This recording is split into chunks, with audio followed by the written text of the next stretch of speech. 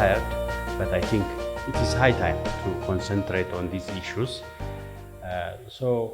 I'm not making any speech, but just to give you a brief overview of the energy sector.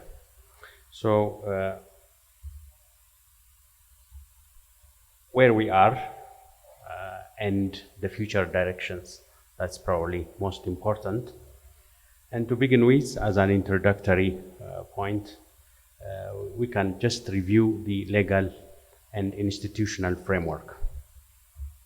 The legal framework might start with executive organ, the Proclamation 1097/2018, that defines the roles and responsibilities of all ministries, including the Ministry of Water, Irrigation, and Energy. So that's where it emanates. And then there are other documents, legal documents, which are relevant to energy. We do have energy policy. Still, it's in the draft stage. Very soon it will be approved. And then we have Energy Proclamation with its amendments, energy regulation, and establishments of the three sector institutions: Ethiopian Energy Authority, Ethiopian Electric Power, and Ethiopian Electric Utility. So these are all documents. And then we do have geothermal. Geothermal is becoming at the center. So the proclamation 981/2016, it's a recent proclamation, and originally it was part of the Ministry of Mines, but now it has formally moved to Ministry of Water, Irrigation, and Energy. And then associated legal framework includes public-private partnership, with the introduction of or with the encouragement of the private sector in particularly the generation area. We have a proclamation and then its amendments thereafter, which also includes investment proclamation, because it's an investment and all the laws and regulations are to be synchronized. So from core elements, I'm not here to dictate the whole energy policy, but just two major points. First one is the generation resources. We have to generate from renewable energy resources, in parallel to the climate resilient green economy strategy. As you might have heard in the morning, almost over 95% of energy comes from renewables, and mainly hydropower. Of course, now we have to change that. It's not just only hydropower which is renewable, and on the other hand, hydropower has some limitations. We are currently facing, the climate change. Water levels are getting lower and lower, so we're not able to produce as much as we wanted, as much as these power plants were designed. So we are bringing other resources, notably geothermal under PPP modalities here coming into the picture. The other area is the important point is the business. There are unbundling issues. Originally, it was EPCO, Ethiopian Electric Power and Corporation, that was separated as part of first level of unbundling. There are also further unbundling, which might look into separation of generation and transmission. That's part of the future activities. Anyway, for the time being, at least generation is open for the public, whereas transmission is mainly reserved for the public sector. The generation is for the private, and transmission is for the public sector. So the three sector institutions which are currently exist are Ethiopian Energy Authority, with their logos there, of course, and their area of concentration is, I think it's clear, maybe for some of you from abroad, The ministry focuses on policy and strategy. The authority is a sector regulator with energy efficiency activities, and the Ethiopian Electric Power deals with generation transmission, and finally the Ethiopian Electric Utility is deals with distribution and sales. So these are the institutions. And a very quick snapshot, it's just one slide indicator. On the left side, it shows you the potential. What potential do we have? Probably from the 4 different resources. From solar, as you know, we lie along the equator. We have, on average, 5.5 kilowatt hour per meter square per day solar radiation. That means a lot, So with the current price, with the current falling price of PV, in the near future, we'll be having many solar PV systems in our grid or off-grid as well. And then we have a theoretical 45,000 megawatt, which might have reduced a little bit to maybe 40, because these figures are based on an old data.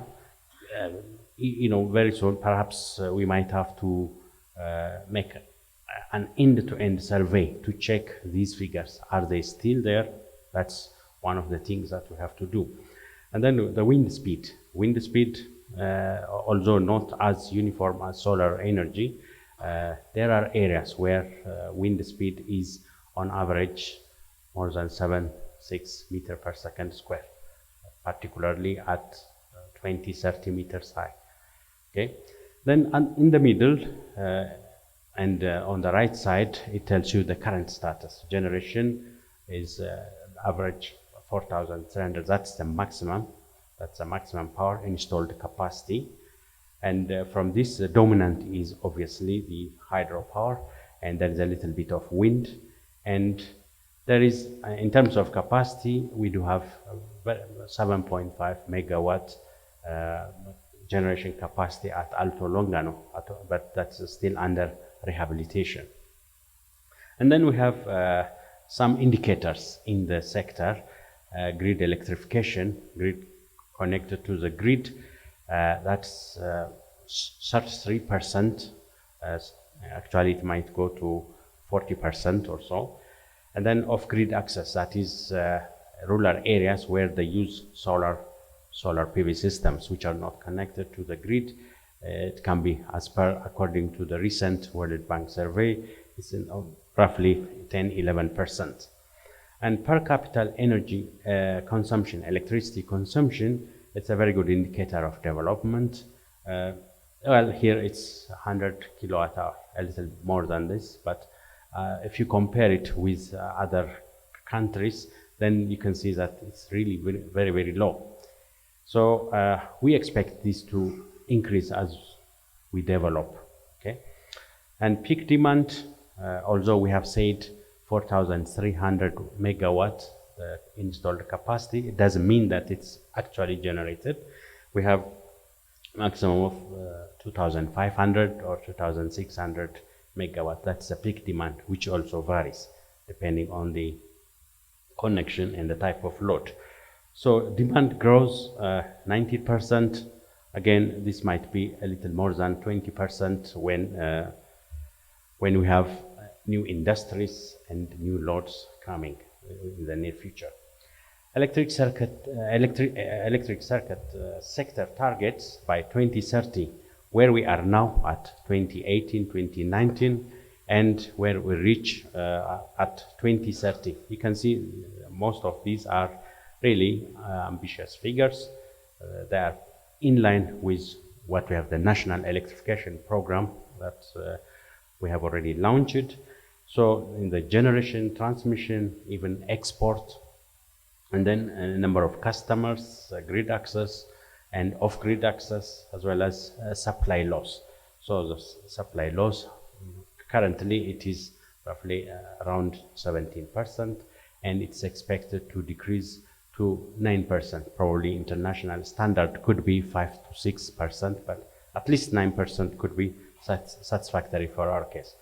So that's just very quick overview of these parameters. Here are the lists of an ongoing EPC projects, current projects, generation projects.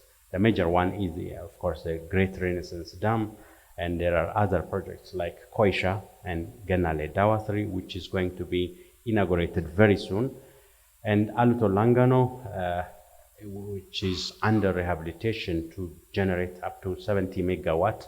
And there are wind farms, generation plants at Aisha 120 megawatt, and at Asella 1 and 2, roughly a little more than 200 megawatt. So overall, we can expect anywhere between 8,000 to 9,000 megawatt of electricity.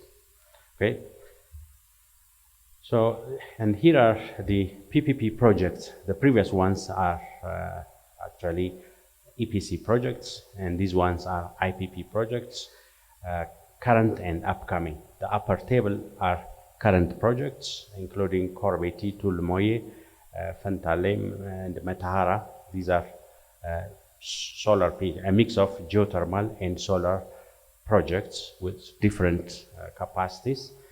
And then there are upcoming projects on tendering process, 5 sites in hydropower, 8 sites in solar PV, and 2 additional sites in wind.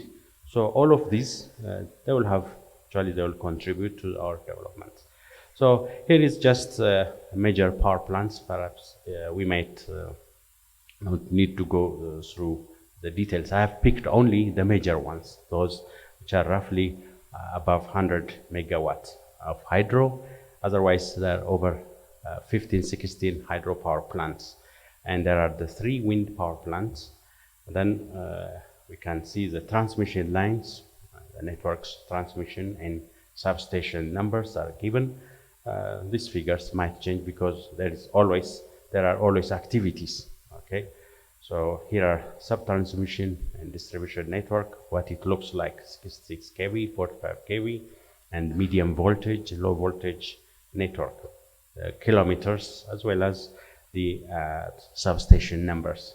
That's just at the national level. And then here it shows you opportunities and current situations in energy power export. So with Sudan, with Djibouti, Kenya, and new connections are also in the pipeline. But just to show that there is a huge opportunity for export. Now, almost finally, there are interventions to improve. The energy sector is not in its good shape, as we all know, but there are lots of activities going on, and it needs intervention. The first one is ensuring energy security through climate resilient resource mix. That's exactly what I mentioned earlier. The hydropower dominated generation must be changed. Geothermal should come, and solar, wind. Okay, if all these components come and change the proportion, then we'll be in a better position. Okay, will not be highly affected by climate change. And then we have provision of universal access through grid expansion and off-grid technologies. That's just part of the National Electrification Program that was mentioned earlier. And then we have improving service quality, reliability, and efficiency. Okay, but there is a lot to be done in improving. There are some losses, technical losses, commercial losses. So, and reliability, I think we all know. There are lots of interruptions. Even before this recent rationing, still there were some service qualities, over voltage, under voltage, and so on and so forth. So this service quality must be improved, and it needs intervention. Diffusion of sustainable and environmental friendly rural energy technologies. It's not just only electricity, but in the rural areas, there are also other technologies like biogas, for instance. Biogas is very important technology, which is very near to the rural population, to the rural people, but really, I would say we haven't done much. We haven't done enough. So I think that's an area which needs some intensification, and then ensuring financial viability of the energy sector. Okay, so the tariff issue has been raised. It was not cost reflective, and a study has been made to make it more cost reflective. So this process continues. So in the very near future, the sector will be self-sufficient.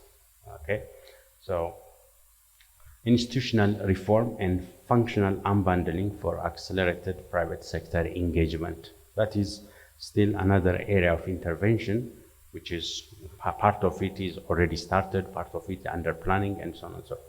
So that's I can say areas of intervention. Last but not least, human resource development and capacity building.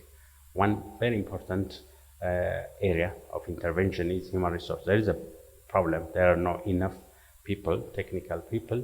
So we need to produce and we need to devise strategies.